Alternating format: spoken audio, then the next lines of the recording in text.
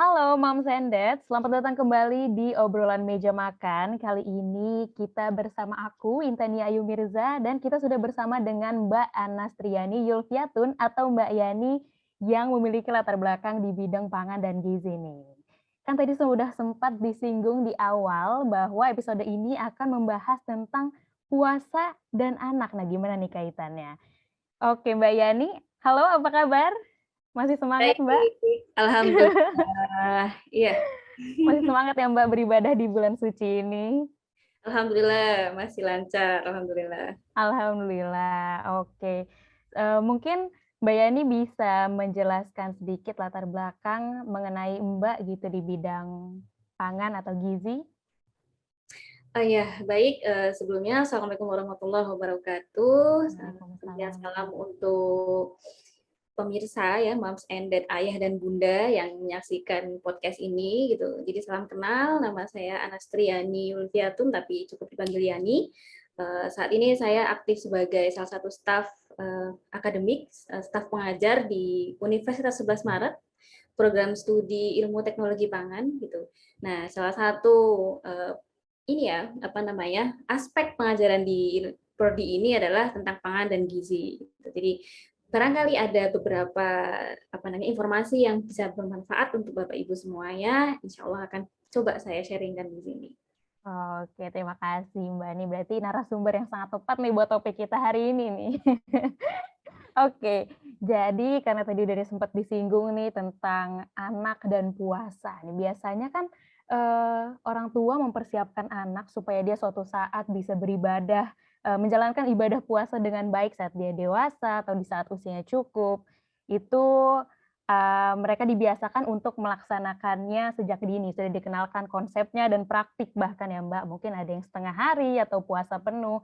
Tapi kadang mungkin ada yang lupa diperhatikan oleh orang tua nih Mbak, yaitu mempersiapkan gizi yang cukup gitu untuk anak, baik saat sahur atau mungkin, supaya mereka cukup kuat nih untuk menjalankannya sampai nanti maghrib gitu Mbak. Nah sebenarnya mau nanya dulu nih, kalau dari anak-anak ada nggak sih sebenarnya golden age gitu atau usia-usia terbaik bagi mereka di mana gizinya itu sangat berpengaruh terhadap, perkembangan mereka gitu, tumbuh kembangnya mereka. Iya, makasih banget nih Mbak Mirza. Jadi pertanyaan ini pertanyaan yang sangat bagus dan perlu untuk diketahui ya oleh semua pasangan muda yang punya baby mungkin ya atau anak yang sedang tumbuh gitu ya. Jadi dalam periode hidup kita gitu ya atau anak-anak itu ada satu periode yang sangat penting gitu ya atau tadi disebutkan istilahnya itu golden age atau another terms itu windows of opportunity gitu ya. Jadi ada satu periode yang itu menentukan bagaimana status kesehatan seseorang ya sepanjang hidupnya ke depan. Nah, kapan itu? Nah, sebetulnya adalah di awal-awal kehidupan gitu. Lebih tepatnya adalah ketika 1000 hari pertama hidupnya, gitu ya, berarti sekitar 0 sampai dengan kurang lebih 2 sampai 3 tahun, gitu ya, atau 0 sampai dengan 5 tahun. Nah, itu masa-masa yang sangat penting untuk tumbuh kembang seorang anak gitu. Jadi asupan gizinya, kemudian stimulus yang dia terima di periode itu ya 0 sampai dengan 2 tahun apalagi itu sangat penting dan akan menentukan bagaimana kualitas tumbuh kembangnya di periode berikutnya gitu ya. Dan bahkan status kesehatannya ketika dia dewasa. Oh wow, berarti benar-benar, ini momen yang harus dipersiapkan oleh orang tuanya gitu ya, 0 sampai 5 tahun, karena ternyata efeknya sampai dia dewasa gitu, long term ya, Mbak? Betul, betul. Oke, kalau tadi kita udah tahu bahwa sebenarnya 0 sampai 5 tahun gitu anak, gizinya sangat mempengaruhi dia nanti. Sebenarnya di usia tersebut apakah sebenarnya sudah boleh nih Mbak mengajarkan mereka puasa? Atau ada nggak sih Mbak aturan atau rekomendasi gitu, anak diajarkan puasa itu di usia berapa sih? Oke. Iya baik. Jadi sebetulnya kalau misalkan dari segi wajib atau tidaknya kan sebetulnya itu menunggu seorang anak balik ya. Nah, kalau sudah balik berarti sudah wajib untuk puasa. Nah, sebelum itu maka sebetulnya lebih ke pengajaran ya kan, untuk mengajarkan, memperkenalkan lebih tepatnya, memperkenalkan kepada anak tentang kewajiban berpuasa gitu. Nah, di usia berapa tepatnya? Nah, ini sebetulnya bisa dimulai dari dini ya, usia ketika anak masuk playgroup misalnya ya, 2 atau 3 tahun. Nah, itu sebenarnya sudah bisa untuk dikenalkan. Ya, dimulai dikenalkan bahwa ada loh dalam Islam itu kewajiban untuk berpuasa gitu ya.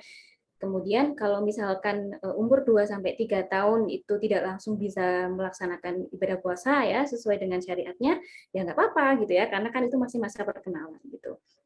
Atau nanti mulai lebih diseriuskan untuk melatih puasa itu di umur 4 atau 5 tahun gitu ya, atau ketika dia masuk sekolah gitu ya, 6 tahun itu juga bisa. Itu sih sebetulnya bisa untuk dikenalkan dari umur yang masih kecil ya, 2 3 tahun itu sudah bisa sebetulnya.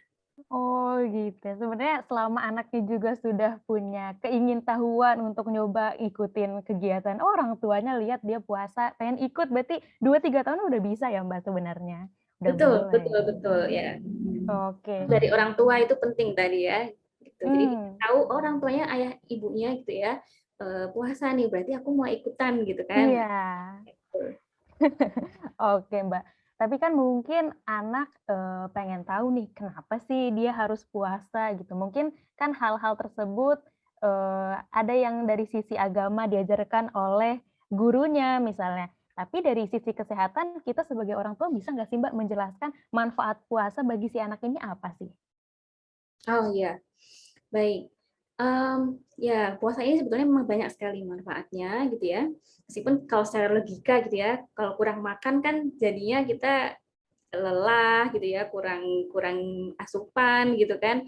Nah, padahal sebetulnya di sisi lain tuh manfaatnya banyak. Nah, untuk ke anak-anak sebetulnya kita perlu memperhatikan juga bagaimana menyampaikan ya, tentunya dengan bahasa-bahasa yang lebih sederhana gitu ya. Puasa itu nanti yang pertama, kalau karena ini kaitannya dengan ibadah, maka kita sampaikan dulu bahwa puasa ini adalah sebetulnya kita laksanakan karena kita menjalankan kewajiban sebagai hamba Allah gitu ya, hamba Allah Subhanahu wa taala. Jadi Allah itu meminta kita untuk melaksanakan puasa nak gitu kan. Jadi kalau misalkan adik gitu ya atau kakak gitu ya melakukan puasa, berarti kakak melaksanakan apa yang Allah perintahkan. Nanti Allah akan suka gitu kan. Allah akan memberikan pahala, Allah akan makin cinta dengan kakak, dengan adik gitu kan. Nah, itu sebetulnya yang pertama. Kemudian kalau dari segi kesehatan, nah kita bisa jelaskan misalnya kalau misal kita puasa nih ya, nanti kita bisa menghindari nih makanan-makanan yang tidak sehat gitu ya, karena kita kan nggak bisa makan gitu kan, jadi makanan yang nggak sehat kita jadi terhindar dari itu gitu kan. Kemudian nanti juga bisa lebih sehat nih ya, lebih sehat untuk beraktivitas gitu ya dari segi asupan asupannya sudah mulai terkontrol gitu ya. Nanti kakak juga bisa badannya merasa lebih fit ya kalau sudah bisa puasa gitu karena sudah terbiasa nih dengan pola makan yang sehat gitu. Oke, menarik nih, Mbak. Berarti, eee, bisa memotivasi anak dengan ngasih tahu mereka bahwa puasa bisa bikin kita terhindar dari makanan-makanan yang, apa ya, nggak seharusnya dimakan secara berlebihan misalnya. Dan itu justru bisa bikin mereka fit, membiasakan, pola makan yang baik juga ya, Mbak, dan itu akan bermanfaat sampai mereka besar sebetulnya ya? Iya, tepat sekali. Oke. Anak-anak itu kan sebetulnya justru sebenarnya lebih mudah untuk diajak puasa. Kenapa? Biasanya kalau anak-anak kan susah diajak makan ya. Iya betul, di Banyak usia-usia dari kecil. anak. Tapi mereka suka ngemil gitu loh. Mmm, Suka jajan kan. Nah, justru mereka iya, tuh yang perlu bisa untuk dilatih gitu ya ketika puasa adalah melatih mereka untuk tidak terlalu banyak jajan, untuk tidak terlalu mmm, banyak ngemil gitu. Jadi diajarin makan yang bener gitu loh. iya iya. Jadi Berarti puasanya bukan ngajarin puasa makan tapi puasa ngemil gitu.